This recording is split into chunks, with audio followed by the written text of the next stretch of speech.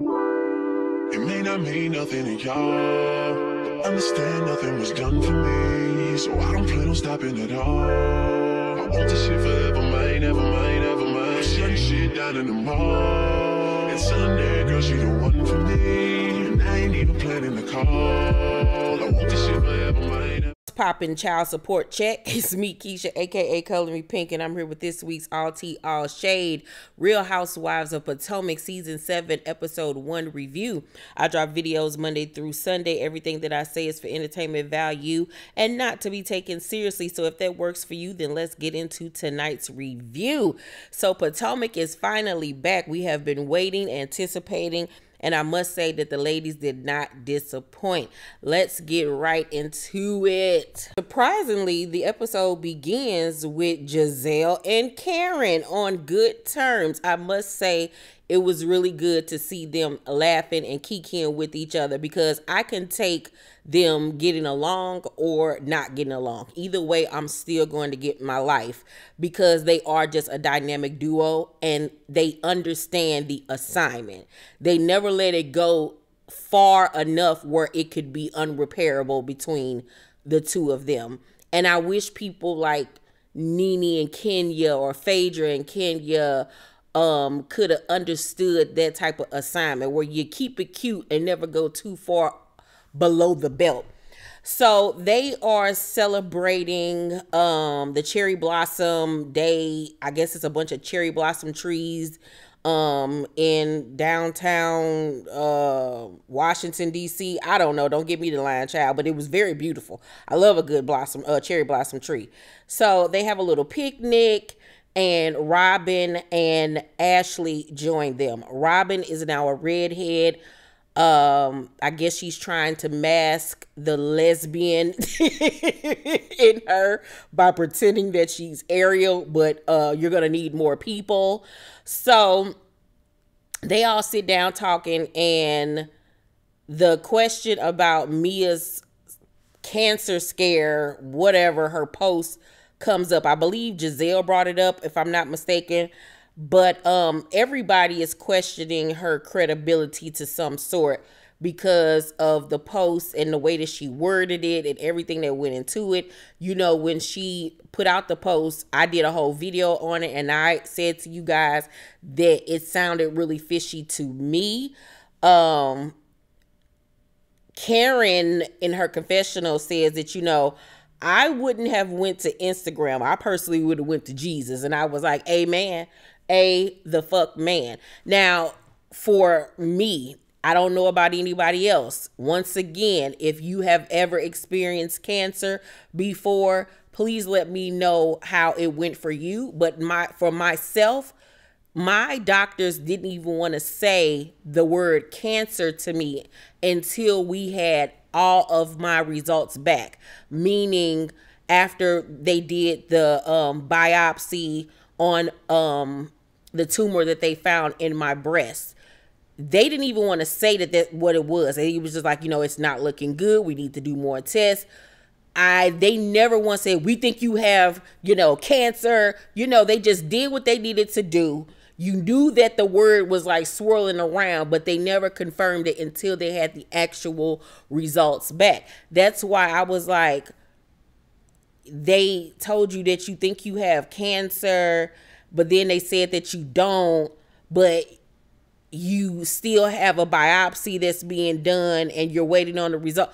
None of it made sense to me. It really honestly didn't. I think maybe she did have some type of scare. I don't know. I don't even want to get into that. I just hope and pray that she just dingy and wasn't wording shit right, because that's not nothing to even play around with. So Ashley divorce conversation comes up, and they ask her like, well, what led to the divorce? Because, you know, everybody around the world, when we found out that she was leaving him, was like, ding dong, the witch is dead. Ashley says, you know, it was a lot of things. It's the fact that she doesn't drink anymore, so they don't have that in common. Their sex life has changed. She's just not into it like she used to be with him. And she also says that, you know, them having threesomes and stuff, she's not into it anymore. She wants them to have a monogamous relationship, but, you know, he still want to be out here doing his thug thizzle. So after saying all of that and saying that, yes, they're separated and they're getting a divorce, she then goes on to say that she's looking for a new house and that they're getting it together, but they're not going to put it under their names, but under one of the LLCs, but under a LLC from one of their businesses. And everybody is like, what, girl? Y'all get a divorce, but y'all getting a house together? Make it make sense, Ashley. Please make it make sense, because this is the dumbest shit I've ever heard of in my life. And at the end of the day, if y'all getting a divorce, even if it's under a LLC, it has to have one or both of your names on there. So it's y'all still going to be bound to each other legally, and then legally he'll still be able to have some type of control over you. Why would you even want to attach yourself under something like that? None of it made sense to me. It was just all over the place. And I'm like, are all y'all inhaling the pollen? Is everybody allergic? What is going on? Like, everybody was just talking crazy this episode. So Karen then excitedly tells everybody that she has planned a spring into spring party. And everybody looking like, really, Karen? A spring into spring? But she happy about it. She's excited. So everybody is like, they're going to come. Candiace and Chris go and visit a doctor because she wants to freeze her eggs, because right now she's not ready to have a child because she's focused on her singing career, but she wants to make sure that when the time does come that she's able to possibly have a child. She lets us know that her music career is doing really well. She's opened up for SWV and Faith Evans. You know, Faith is one of my all-time favorite singers. So congratulations to Candiace. You know what I'm saying? But one of the problems is she has issue with Chris's new working schedule, because he's now working at a restaurant in one of the hotels in their city or whatever, and he's working these crazy hours where he's not getting home until like 1:30 in the morning. Well, anybody who has dated or is married to a chef, I myself have dated somebody that was a chef for many years. That is the hours that they work, especially if you're working the night shift. And if you're working in a restaurant, you're not going to get home until around that time. And she doesn't like that. She was like, you know, because the doctor lets them know that you're going to have to be on a rigid schedule. You can't be saying, hey, I can't come on this day. And she was like, well, that's going to pose a problem with him, not so much me. But he disagrees. He feel like she just harping on something to be harping on something. So they leave the doctor's appointment. They get in the car going home, and the conversation comes up again about his schedule. And Chris has had it. We all knew the day was gonna come when he got sick of her ass, because who can deal with Candiace? But he was like, started cussing. He was like, you always, you know, talking about shit like da da da da da da. And she was like, first of all, I don't know who you cursing at, but like, you got me fucked up. And he rolling his eyes or whatever, but he just tired of Candiace. You could just tell he's tired of her. He's tired of her mouth. He's tired of her trying to control their marriage, his life, everything else. He just looked like he has mentally checked out.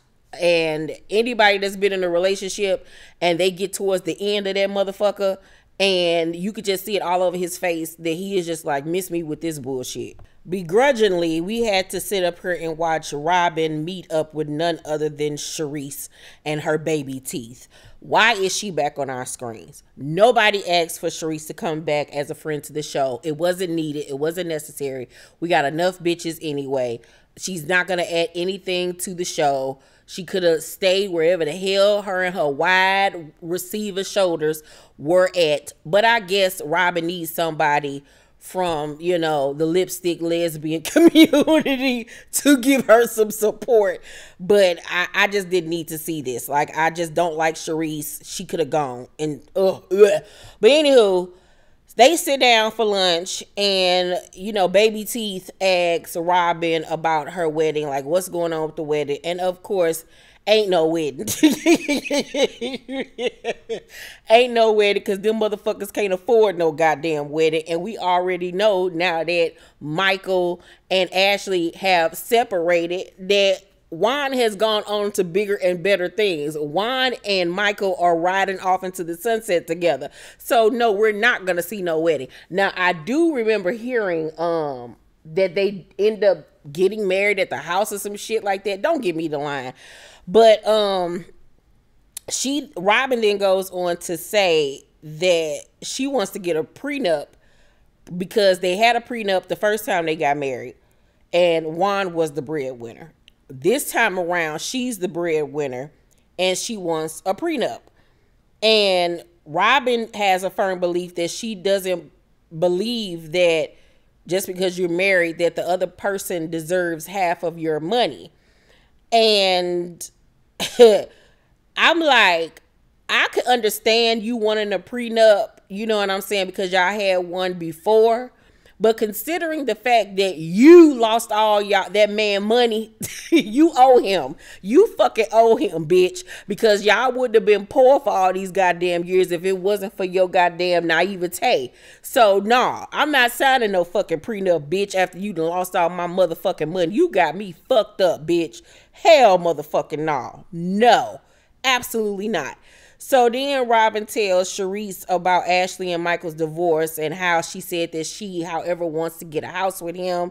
And Sharice was like, child, she just wants y'all attention. Like, she don't believe nothing that's coming out of Ashley's mouth. Mia and G are back and they have moved to Potomac officially. She right down the street from Karen and Ray.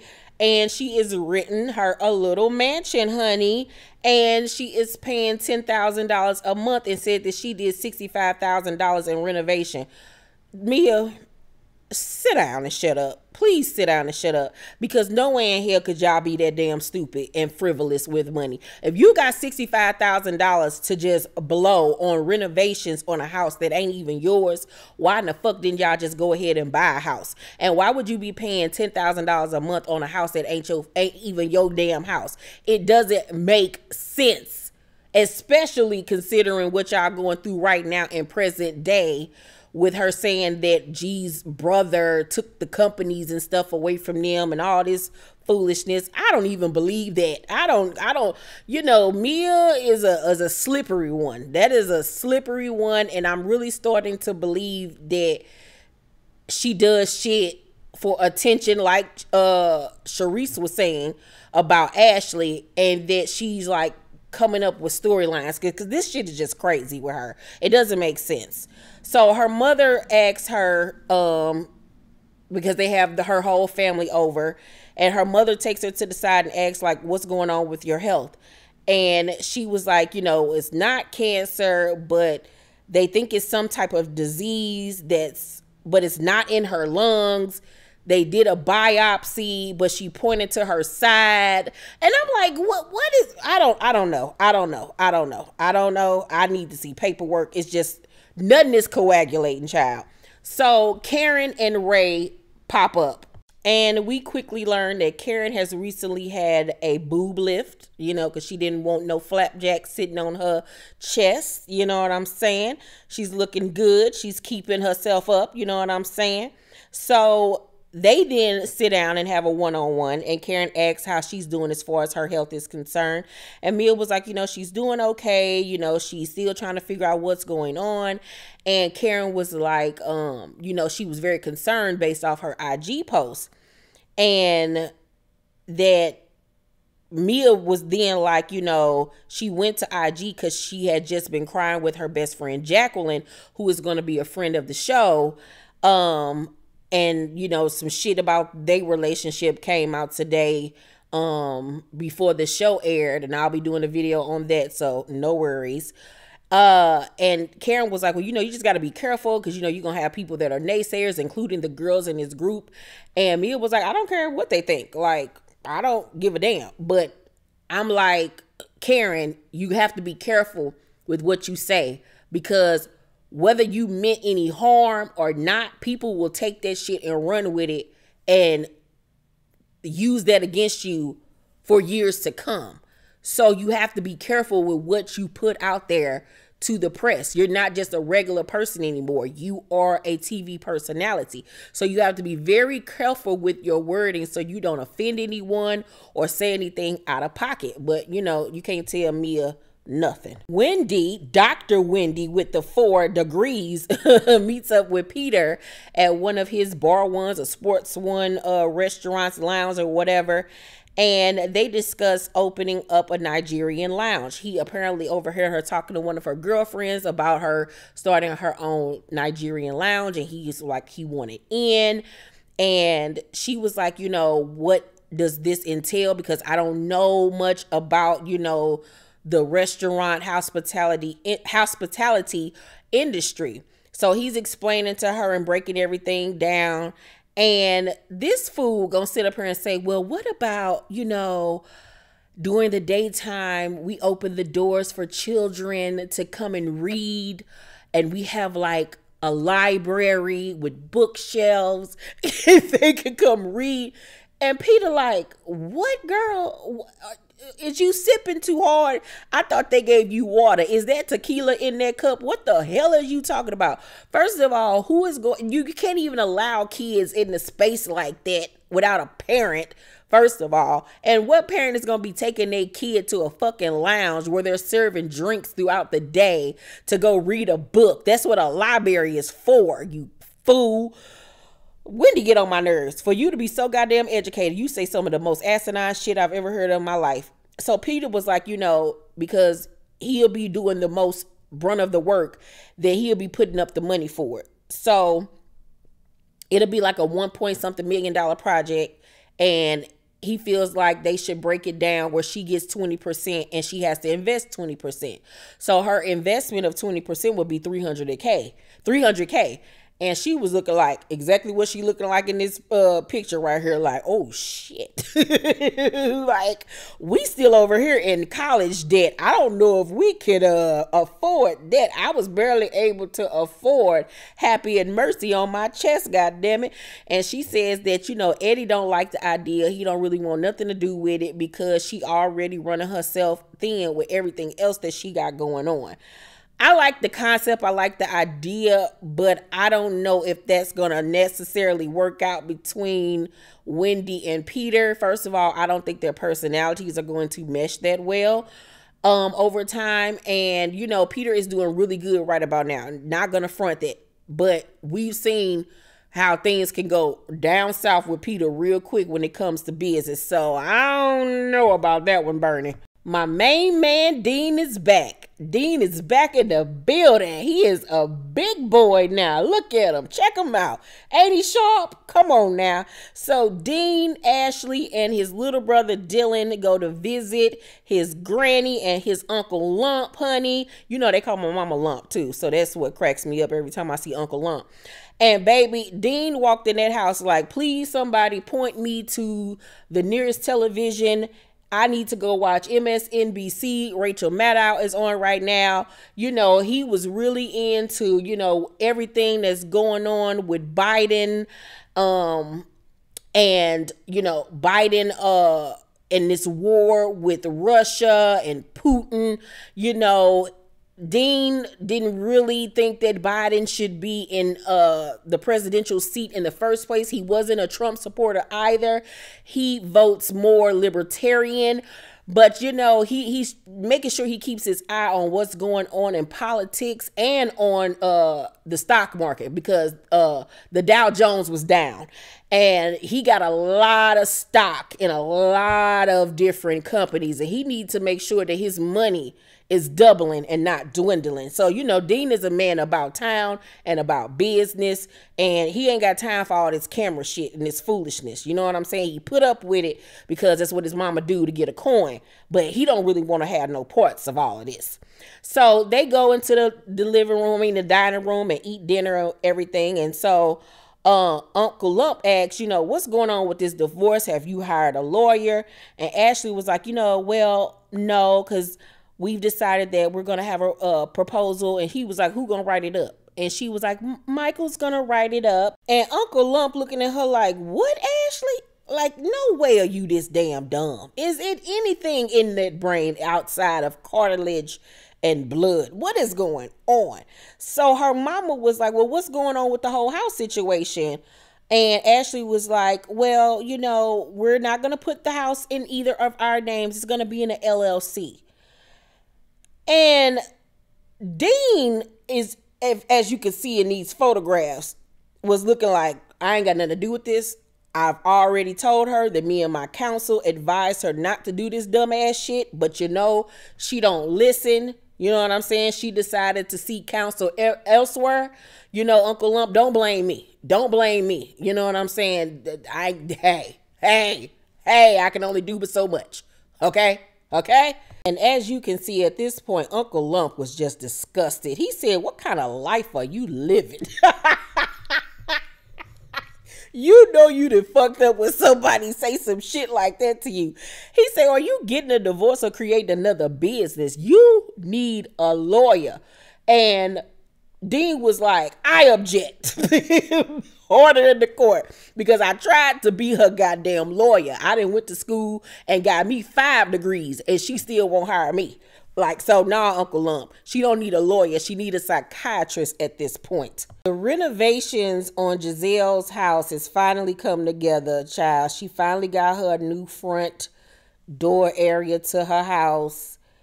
I mean, it looked the same. It's just extended further out. I mean, of course, it looks better as far as the painting and all of that stuff goes.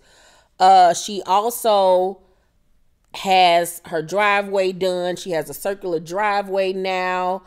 And she was working on the backyard with her backyard patio. It looks a lot better. But that west wing that she got attached just does not go with the house at all. It just sticks out like a sore thumb. I would have preferred if she would have just let the layout be what it was. And she had her house, her west wing or whatever, be like attached to the back of the house and not the side of the house, because that just sticks out like a sore thumb. It just doesn't look good. We then see her calling the twins, Daffodil and Delilah, to come help her pick out an outfit for Karen's spring is sprung, whatever party. So she pulling out all these ugly ass outfits and they like, mama, no. Like, we are so sick and tired of you looking like a goddamn clown. We got to put up with this shit when we go to school with people making fun of us because of your ass. No, put that ugly ass shit up. God damn.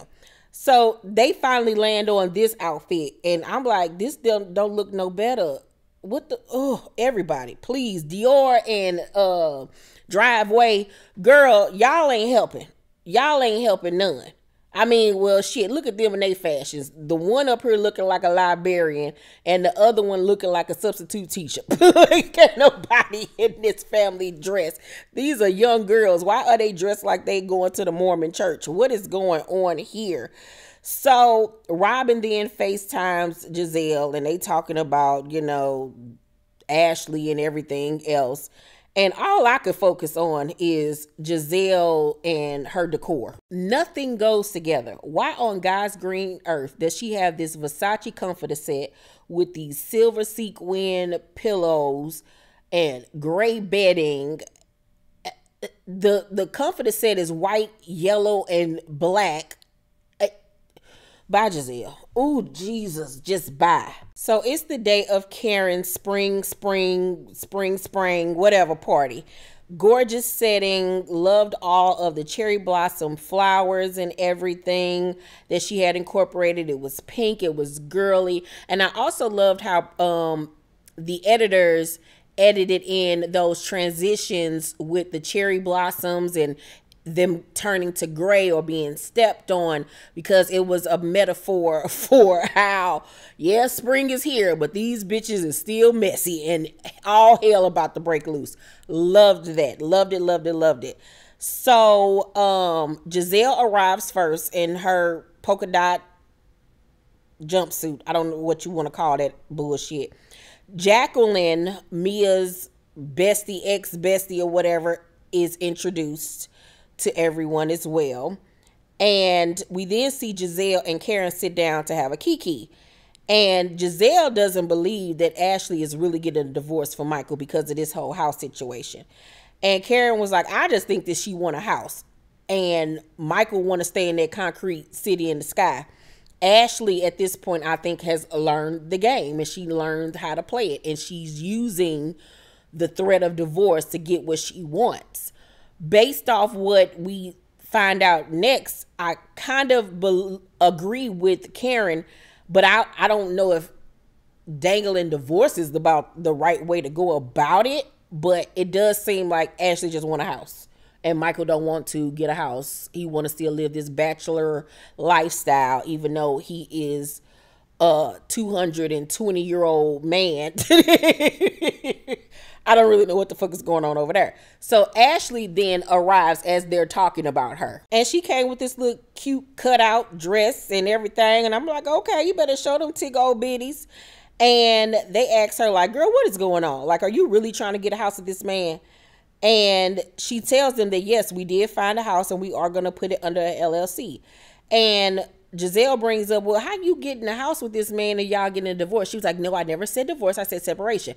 And they both were like, girl, you said divorce. But she was like, no, I said separation, because in DC, you have to be separated for a year. So how can I say divorce if you have to be separated first?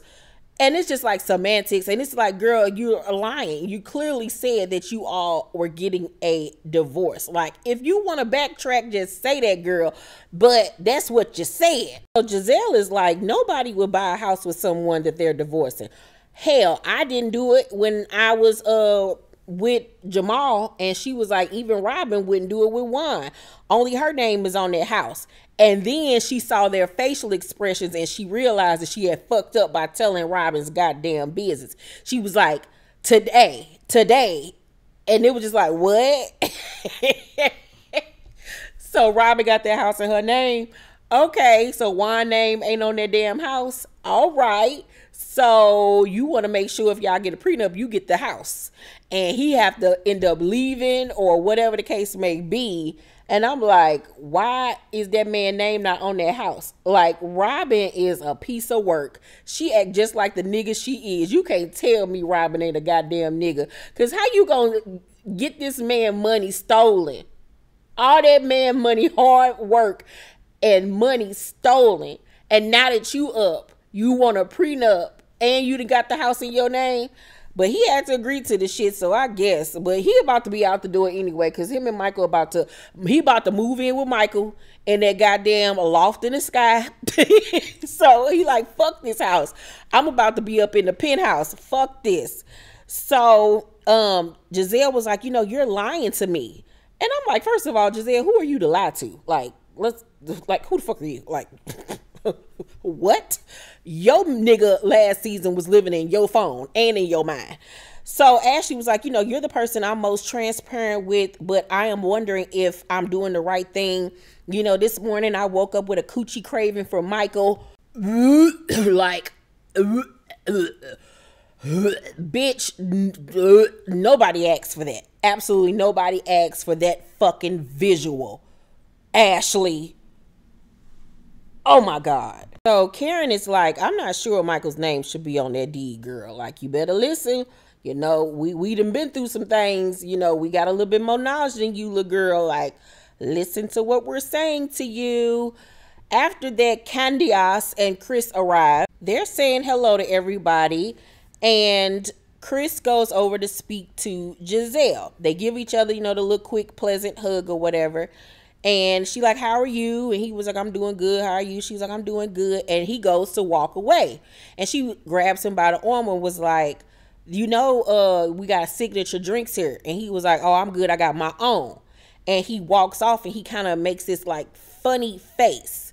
So I had to go back and watch it twice to see, was I tripping or not? Because upon first glance, when I watched it, I thought that he was kind of like trying to get away from her. Like, because he seemed like he was uncomfortable. Like, he didn't really want to talk to her. And normally, Chris and Giselle have a kiki with each other. From past seasons. But it seemed like he was, really just trying to get away from her. Then when I watched it again, I I think that it might have something to do with Giselle. I think it was two things. I think that something weird is going on with them too. I don't know if that's based on what she's going to accuse him of later in the season, but it felt like something weird was going on there. And then it also made me feel like it was Chris has checked out the building, because this nigga been drinking more than ever. Like, this nigga brought liquor to the event. And as you saw, he went and stood next to the bar on his phone, and he just looked like he did not want to fucking be there. He just doesn't seem interested at all. I think that he's honestly over it, over Candace and this whole thing. Wendy and Eddie then arrive, and you know, they're doing their smoozing, going around saying hi to everybody, and you hear Wendy say, "Oh, Giselle's here, let me go speak to her." I didn't even know she was here. So she goes over to speak to Giselle. She was like, "Hey, Giselle," and tries to, you know, greet her with the, you know, hug, air kiss. And Giselle was like, hi, how are you? And she was like, what? I like, hello, you know.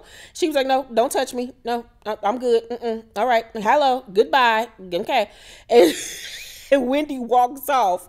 And Giselle says to the girl standing next to her, that was the fakest shit I ever seen. And for once, I agreed with Giselle, because I'm trying to figure out why did Wendy even go over and speak to her ass after everything that happened last season. Like, unless they had already been around each other several times since the reunion and they were cordial to each other and they were speaking, I'm not understanding why you would go over there and speak to her. Like, make it make sense. Like, Giselle would have been the last person I would have went over and spoke to after everything that happened last season. Like, so Wendy played herself with that one. I'm not really understanding what that was about at all. Mia and G then arrive, and Giselle sees her and immediately darts over to Mia. Mia don't seem like she even been there a good 2 minutes before Giselle is on her ass.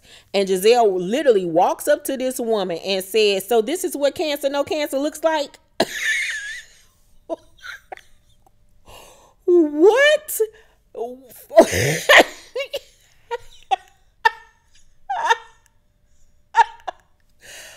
First of all, you don't greet nobody in that way. Like, Giselle, you would get knocked saying it to somebody. Like, you just, no, girl, no.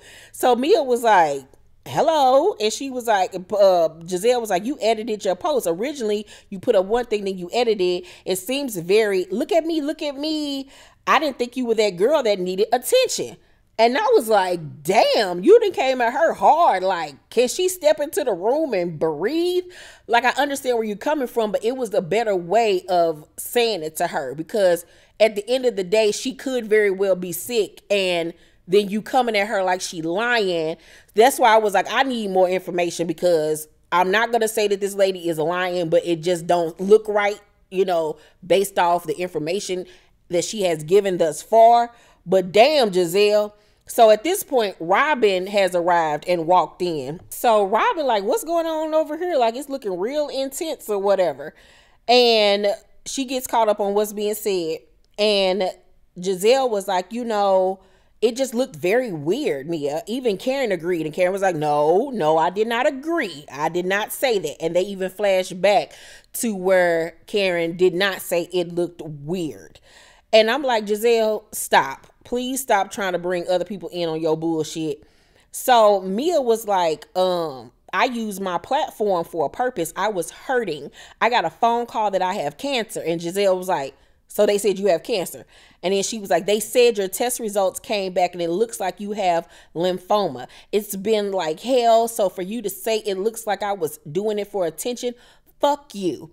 And that's where the episode cuts at. And I'm like, child, this is a mess. I'm not going through another Brooks cancer storyline like it was on OC. Like, I'm praying to God that Mia is not putting 10 on 20, because this is crazy. This is literally crazy. What is going on? I need, like I said, more evidence, more proof, because this story is just all over the place. Like, oh my God. Overall, I will give the season premiere episode of The Real Housewives of Potomac an A. It was really good to see the girls. It was refreshing. It was funny. You see the bullshit is starting already. I felt like this was a great season opener. I really honestly do. And it seems like things are heating up already on screen and off camera.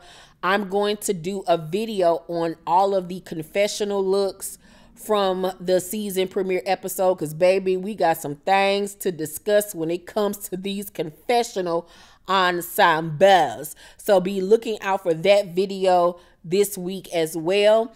Let me know what you guys thought about tonight's episode down below in the comment section. Make sure to thumbs up this video, like and subscribe, and hit that notification bell button. I love you guys, and I'll see you on the next video. Bye.